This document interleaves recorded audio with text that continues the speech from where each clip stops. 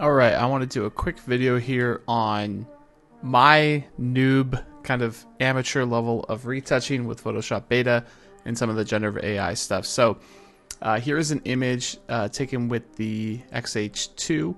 So we have a 40 megapixel image. We're at 100% here on a portrait, and the model's face has a kind of pimple that's kind of raised up a little bit, and it does kind of detract. There is, you know, your eye kind of goes there, and it seems like it's kind of raised. Now in Lightroom, if you go into this image, if I go into the image itself, you'll see usually what I've done in the past is I'll go in Lightroom, I'll grab my which is now the content aware remove tool, and I'll kind of paint over it, because again, I want to level it with the rest of this and I want it to have some texture.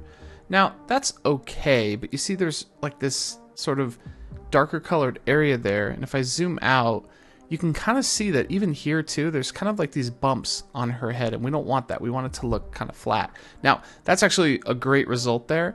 The other thing is she has a lot of flyaways here, so normally I would probably go with that, maybe paint over it again, see what happens.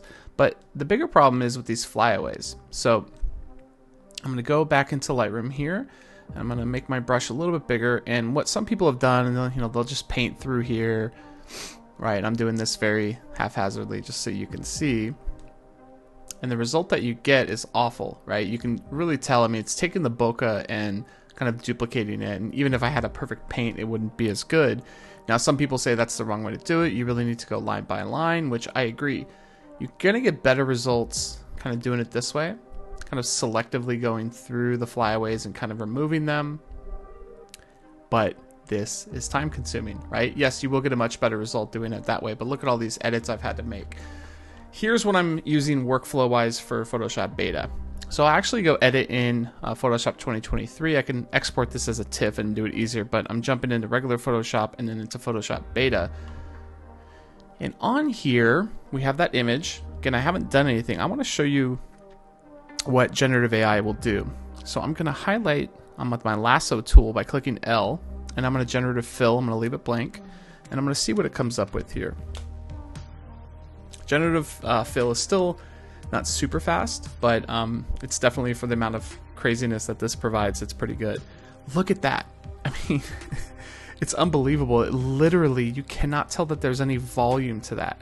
And again, comparing that to the Lightroom, I mean, you can see there's still some like depth there, right? But if I go back to Photoshop Beta, it's unbelievable. And then look at this. I even have a different texture there, and I have a different option here. Now this third one, you can see the volume, so that one's no good. But these ones, if I want to use some of the texture on the skin, I can do that. But I think this first one is probably the best. How incredible is that? Now, another thing I want to do is these flyaways. What's the best way to do it? I don't know. Let's try generative AI.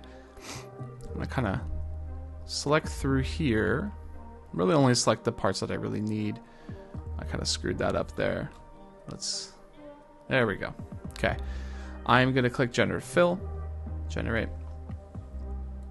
Give it a chance to do it. I think the coolest thing about generative AI fill here especially is that you can choose from some of the selections, and it's just going to make my life a lot easier, I hope. So let's see how it does here.